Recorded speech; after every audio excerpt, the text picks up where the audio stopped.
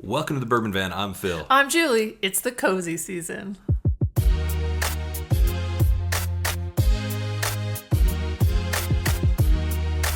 So a lot of people's favorite time of the year. Sure. Makes me a bit sad. Yeah. I'm a summer girl. Yeah, and this is my season right now. Yeah, I like it warm, Yeah. bordering on hot, but I do love the fall. Yeah, absolutely. There is a laundry list of things that we enjoy this time of year, and it shouldn't come as any surprise to you that whiskey is right up at the top of that list. But we do definitely drink different things this time of year. Mm-hmm. The beers that are on the table will tell that story in just a little bit. But whiskey-wise, we definitely shift gears into more robust, more seasonally appropriate things to drink, and we're going to share some of those today with our top 5 whiskeys to drink in fall. First up, we have a bottle that really doesn't need a season and doesn't really need an introduction, but this is one of those readily available bottles out there that is so good. We think it's absolutely delicious. This is Pikesville Straight Rye Whiskey. This comes to us from Heaven Hill. And price has gone up just a touch on this. The last bottle of this that we bought was $45. Local price currently sitting at $54.95. So it's gone up a touch, but 110 proof, 6 years aged, and I can smell it coming out of that glass over there. It is so lovely. It doesn't matter what the list is about. Pikesville Rye always seems to be on it if we're talking ryes. It's just perfect for this time of year. Yeah, absolutely. And I always say that it's like an old-timey diner experience. Yeah. You get that cherry Coca-Cola, the chocolate fudgy mint pie, you get vanilla Coke. It's all in there, all those flavors. And this one at 110 proof, this is the season when I want a little boost from my rye. I want a little oomph from it. Sweet, spicy, satisfying. There's so much to like in this whiskey. And if you have never had Pikesville, I think you just have to try it. This is one of those have to try it. If we were doing a list of ryes you have to have on your shelf if you're a collector, Pikesville probably at or near the very top of that list. I have to agree. There's just something lovely about the flavors. The spiciness of this drink is not overwhelming. They're all really wonderful, lovely, balanced flavors. I really like the finish on this, and that proof point at 110 is just a really lovely sip. It warms you up just kind of how you want to be warmed up during the fall season. It's chilly outside, and just all around delicious flavors. And it coats like crazy. The mouth feels great. You mentioned the finish. So many positives on this whiskey. Yeah. I don't have a negative, and for this season, it hits absolutely perfect. Well, we told you that the beer would come into play here, and you're looking at this decanter, this gorgeous decanter, and you're thinking, what in the world could possibly be in that? Not pumpkin beer. It's not pumpkin beer, indeed. But we love pumpkin beer this time of year. We love big, robust, beefy, beastly beers this time of year. And this is the perfect accompaniment. And the reason that it's in this decanter is because it's the ugliest bottle that's ever been on our shelves. And when we show it to you in the overlay here, you're going to know exactly what we're talking about. This is a bottle of Old Charter 8. And this is a 80 proof, 8 years aged bottle that's produced by Buffalo Trace. We've seen it only in Kentucky, I believe. We got this bottle years ago. Yeah. But at 80 proof, it's a nice accompaniment to these great big beers that we're enjoying here. And we bought this bottle for $19. Love it. We tried it for the first time at a place called the Silver Dollar over there in Louisville with Ethan and Katie from Drifting Drams, actually. And we were so impressed with the pour that we got for, I think it was $3, that we said, well, if we see this bottle, we're going to get it. And sure enough, 80 proof, and it's pairing beautifully with these two massive Colorado beers that we're enjoying today. I've got a Brewery Riccoli Vanilla Inyo Rye Oatmeal Style American Stout. The rye presence on here, beautiful by the way, and it pairs perfectly with this little 80 proof whiskey. What do you got over there? I have Four Noses Brewing Company Pump Action Imperial Pumpkin Ale.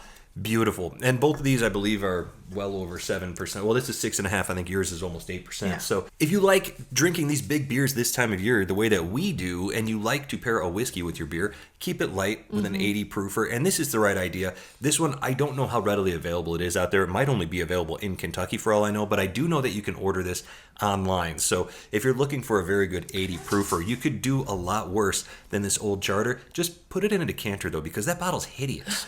Yeah, I would say there's nothing to sing home to mom or grandma about this whiskey. Like, the flavors are nice. It just tastes like bourbon, but it's pretty thin. So I think that for this pairing, when you have such a beer that has so much flavor and so much oomph to it, Yes. you want something that's just a little bit more subtle. And I think this actually does make a really great pairing. Yeah, exactly. We've got bold, spicy, huge flavor on our beers here, and to have a whiskey that can take a back seat, that's the way to do it, in my opinion. So there you go. We have a whiskey to pair with your beer this time of year for you dark beer drinkers, for you pumpkin beer drinkers, for you imperial ale drinkers. 80 proof, that's what you're looking for. So we got a special treat for you. Literally, it's pumpkin season. Oh yeah, mellow cream pumpkins. One of my absolute favorite treats all year long. Matter of fact, that's our third bag of those, I believe. They are so addicting, and they're not even good. Like, Right. You eat them, and you're like, these are not good. Yeah, this is not human food. Not human food, but you just can't stop eating them. And if you haven't had the pumpkins, if you're only doing the candy corn, Right. you're missing out. The pumpkins are where it's at. Yeah, absolutely. The pumpkins are the best. But what whiskey are we about to talk about? We started with a rye, then we moved on to bourbon. Now we have something that's a little bit more unusual. This is an American single malt whiskey. This is Andalusia Whiskey's bottled in bond release. And at 100 proof, this is a very nice sipper for this time of year. And you might be thinking, what does single malt have to do with this season? And why are there pumpkins on the table? The whole point is that this whiskey, to me, tastes like chocolate candy corn. It tastes like mellow cream sweetness. There's fudge all over it. There's sugary sweetness all over it. And it's such a satisfying, delicious whiskey. We bought this bottle for $75 at the distillery. I just checked online before we started recording this video, and they're selling it online for $73. So you're going to get a better value if you just buy it online from them than we actually did when we were sitting at the distillery. But I've really been enjoying this whiskey this season, and honestly, we just got into it about a month ago, and we're working our way through it quickly. This is a bottle that will not survive this season because that fudginess, that sweetness, it pairs beautifully with a candy pumpkin. There's a lot to like in this whiskey, I think. Yeah, I really like the way that there's a coffee presence in this one, but there's also a very chocolatiness. You can't miss that it's a single malt, but I feel like that chocolate coffee combo, it's almost a little creamy too. It's not really a cafe au lait, but there's definitely some creaminess about it. It adds such a nice flavor, and it's not super sugary, but there is like a sugary note to it that I think just kind of balances it out nice. Yeah, there's an earthy quality that sort of brings it all back home. Yeah. But man, what a beautiful whiskey this is from Andalusia. This is a Texas whiskey, and it is not the last whiskey from Texas that will show up on this list.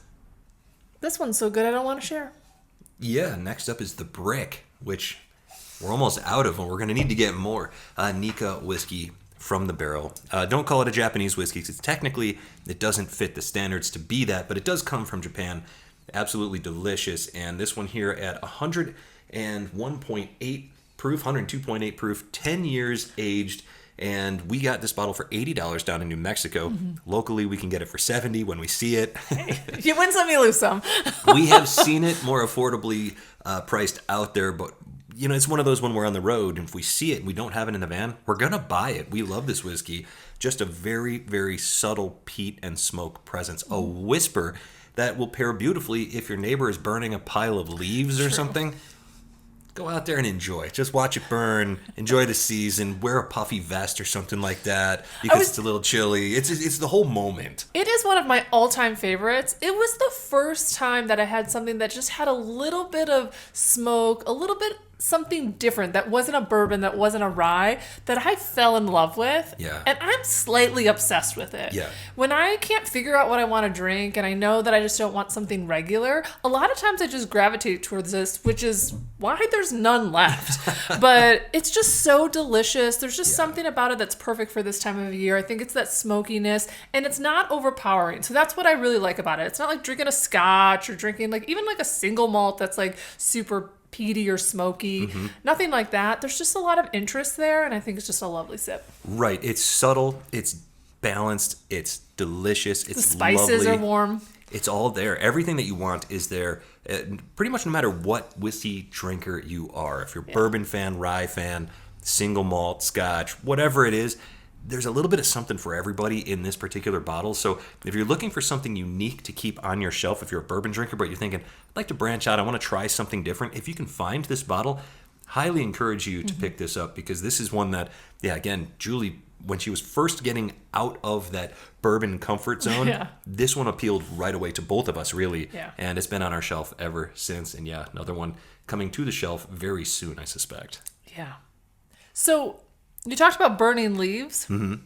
This one kind of tastes like it. Yeah. Like, it's like wet foliage. Yeah. That's lit on fire, or they're using it for kindling or something. But there's also something sweet, like there's a cherry note to it. It's just a really, really bizarre drink. Tell us about it. Okay, bizarre is the name of the game, and the mustiness is for real on this one. This is the other Texas whiskey on the list. This is another bourbon, Iron Root Harbinger. This is their bourbon whiskey that comes in at 115 proof from Iron Root Republic down in Texas. And this is a whiskey that I really, really enjoy it. We both do. But it's weird, man. It is so strange. And we bought this bottle, I believe, 3 years ago in Texas for $50. Saw it on their website today for $65. So the price has definitely gone up on this one. But you're getting 115 proof. Our bottle here is 32 months aged. Whatever, two and you have a kid. Yeah. This is your baby bottle here. But it's so intense. But the richness here, the chocolate, the decadence, that musty note, the way the oak comes through, the barrel char, which seems really intense, a lot of depth of flavor here. And like you said, it reminds you of the burning leaves. It reminds you of the mustiness of the season when things are a little damp, overcast. It's really, I know it's made in Texas, but it reminds me a lot of when we lived in Portland. Kind of got that rainy season vibe to it. And that's why this is a bottle that I absolutely love to sip this time of year. Yeah, it's definitely not an everyday drinker. You really have to be in the mood for this one. I just think that it is a perfect addition to this list, just because fall seems to be the perfect time to drink this. It really is. There's a lot of warming spices there. It is funky, but if you're in a mood, sun's not shining, you haven't had a sunny day in a week or 5 weeks, who knows, depending where you live, it's kind of like that mood in a bottle. Yes, absolutely. There's no way I would ever drink this in the summertime, but right now, this time of year, my palate just craves that decadence, that richness, that sweetness, and the spice. Satisfying whiskeys, that's the name of the game this time of year, and that's it. That is our 5th bottle. What do you think of this list? Did you enjoy that? I really did. When we started talking about this, I wasn't 100% sure what we were going to put on it. I know we did a fall list last year, and I was pretty stoked about that. Yeah, I think was it last year or 2 years ago? 2023, actually. Okay, so 2 years ago. Yeah. But I feel like we had a pretty comprehensive list, and I'm kind of excited to now drink these throughout the season. I am as well. And let us know in the comments, does your palate change throughout the year? Are you drinking something different this season that you don't normally drink throughout the rest of the year? And from wherever we are. To wherever you are. Cheers. Cheers. She's a crazy one. Spooky season. Boo. It grows on you because your first sip, you're like, I don't know. And then all of a sudden you're like, ooh, delicious. Are you drinking the Iron Ring? Oh, okay.